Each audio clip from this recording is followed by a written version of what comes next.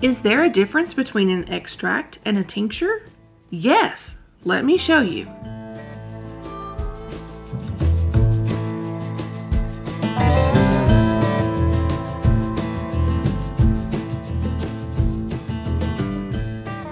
When you see tinctures in stores, usually it is an extract, even though it is labeled as a tincture.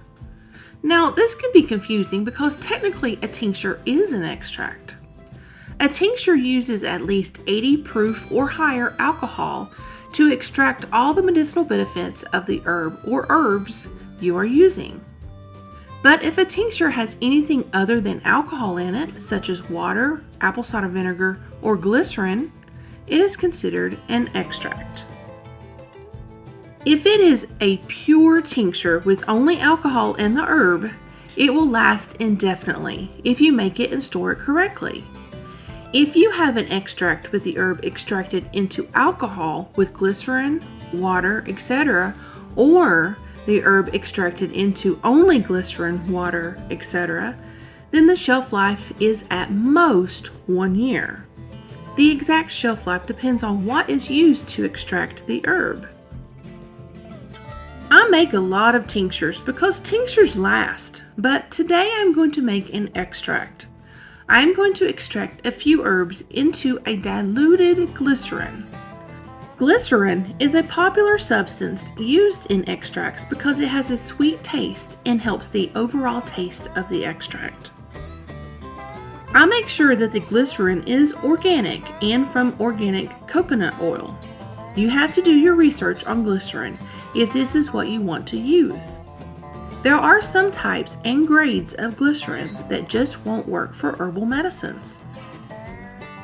I dilute the glycerin in water and make sure it is shaken very well. For this particular extract, I use 225 grams of glycerin and 75 grams of water, which equals a total of 300 grams. Make sure to use good clean water like reverse osmosis water or distilled water.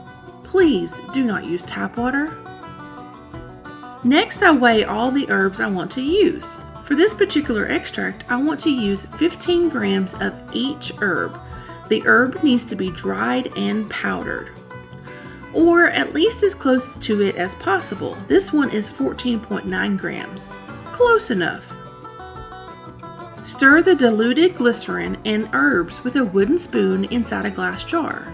You can use a regular mason jar and cover it with a towel, or you can use an amber-colored mason jar. Now, from here on out, it is just like a tincture. Let it sit in this jar away from sunlight for 6 to 8 weeks. Every day, make sure to shake it really good to get everything incorporated. After the 6 to 8 weeks, strain it out using a linen cloth and store it in a dark amber container. Make sure to label it so that you know when the expiration date is. For this one, it will be used within just a few days because I'm not making a lot of it.